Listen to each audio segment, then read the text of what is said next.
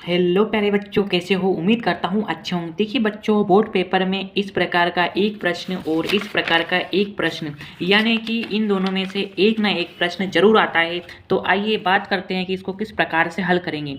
देखिए बच्चों, प्रश्न क्या कह रहा है, सबसे पहले तो आप ये सुनिए कि 6 सेंटीमीटर त्रिज्या वाले एक वृत्त है जिसका कोण 60 अंश है, तो उसका त्रिज्या खंड का क्षेत्रफल ज्ञात कीजिए। बच्चों, आपको त्रिज्या खंड का सूत्र याद होगा। अब चूंकि आप क्षेत्रफल ज्ञात करने की कह रहा है, तो हम क्षेत्रफल को हमेशा सेंटीमीटर स्क्वायर में लिखेंगे। तो त्रिज्या खंड का क्षेत्रफल का फॉर्मूला होता है, लिख देता हूं, थीटा बटे 360 अंश गुणित पाई आर स्क्वायर। देखिए बच्चों, जब तक आपको पाई का मान रखने की नहीं कही जाए तब तक आपको पाई का मान 22/7 ही रखना है। अदरवाइज वो कहेंगे कि 3.14 रखिए तो ही रखना है, नहीं तो आपको 22/7 ही रखना है। तो अब हम सूत्र में मान रख देते हैं। सबसे पहले तो वह क्या पूछ रहा है मैं आपको ये बता दूं, मतलब कि एक वृत्त है जिसकी त्रिज्या जो है 6 सेंटीमीटर की है। तो एक ऐसा जो है वो 60 अंश का कोण बन रहा है, तो वो त्रिज्या खंड का मान पूछ रहा है, क्षेत्रफल, त्रिज्या खंड का क्षेत्रफल पूछ रहा है। तो त्रिज्या खंड का क्षेत्रफल इतना होगा पूरा। और आगे की वीडियो में चाप की लंबाई के बारे में बात करेंगे तो मैं आगे बताऊंगा। तो इसमें थीटा हम लिख लेंगे, क्या क्या दिया है, थीटा दिया है 60 अंश, त्रिज्या यानी कि आर दी है हमको 6 सेंटीमीटर, और पाई का मान हम 22/7 ही रखेंगे। तो हमें क्षेत्रफल निकालना है, त्रिज्या खंड का क्षेत्रफल सूत्र में हम मान रख देंगे।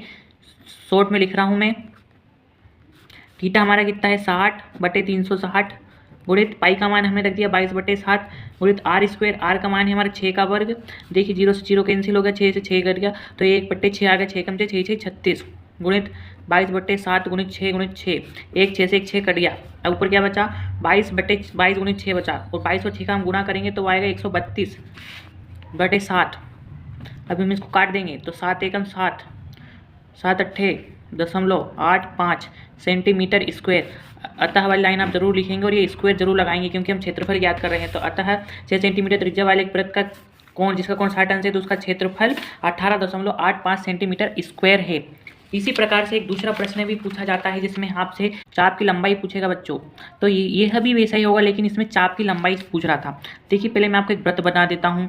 उन्होंने बोला है 7 सेंटीमीटर त्रिज्या वाला व कोण 60 अंश का कोण बना रहा है, एक वृत्त है। चाप की लंबाई होती क्या है, यह होती है चाप की लंबाई, यानी कि यहाँ से यहाँ तक सिर्फ परिधि ज्ञात करना है, परिधि।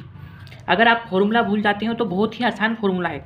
चाप की लंबाई का फॉर्मूला बता देता हूँ। चाप की लंबाई बराबर होती है थीटा बटे 360 गुणित 2 पाई आर।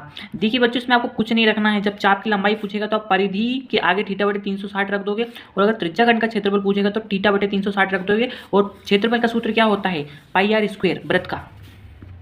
तो यहाँ हमको थीटा दिया है 60 अंश यहाँ भी, और आर का मान दिया है 7 सेंटीमीटर।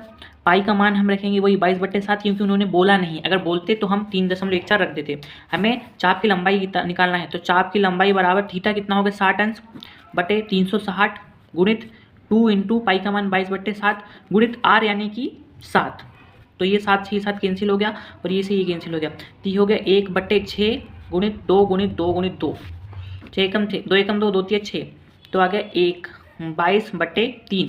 अब इसको हम काटेंगे तो वह आंसर आएगा 7.33 सेंटीमीटर। अब इसको हमें सेंटीमीटर में रखना है क्योंकि उन्होंने चाप की लंबाई पूछी है। अगर वह क्षेत्रफल पूछते तो हम सेंटीमीटर स्क्वायर रखते। आपको ये 2 फॉर्मूले ध्यान में रखना है। अगर फॉर्मूले भूल जाओ तो चाप की लंबाई यानी कि परिधि में आगे थीटा बटे 360 लगा देना है, और क्षेत्रफल पूछे तो आपको वृत्त के क्षेत्रफल के आगे थीटा बटे 360 लिख देना है। बच्चों, आपको कोई भी डाउट है आप कमेंट में जरूर करें, जरूर कहें। मैं आपको कंप्लीट वीडियो बना कर दूंगा। चैनल सब्सक्राइब कर लें। धन्यवाद।